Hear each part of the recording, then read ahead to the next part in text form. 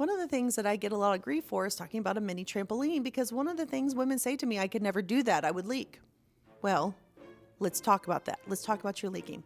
So, leaking, traditionally, people are talking about stress urinary incontinence, where the intra abdominal pressure is greater than what the muscles and fascia can keep in. And so, the increased stress in the abdomen is unable to be controlled, and a little bit of urine pops out that urethra and leak. There you go.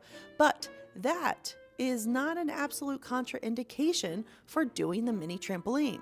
An absolute contraindication would be if you have a grade 3 or grade 4 prolapse where you have feelings of heaviness or pressure in your pelvic floor.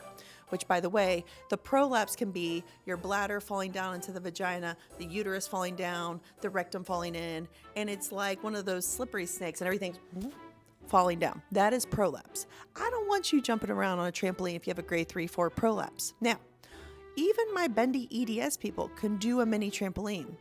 But how do you do the mini trampoline?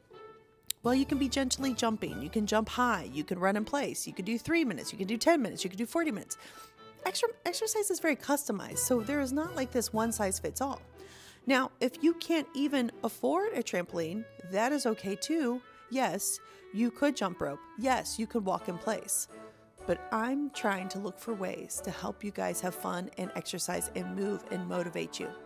But if your pelvic floor is so weak that jumping is limiting you, I want to let you know that your urinary incontinence is limiting your function, your ability to be a human. And that means we need to address those pelvic floor issues and not let them control you. And yes, pelvic floor physical therapy does work.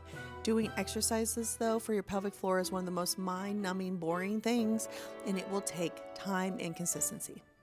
But your pelvic floor can get better, and you don't have to leak.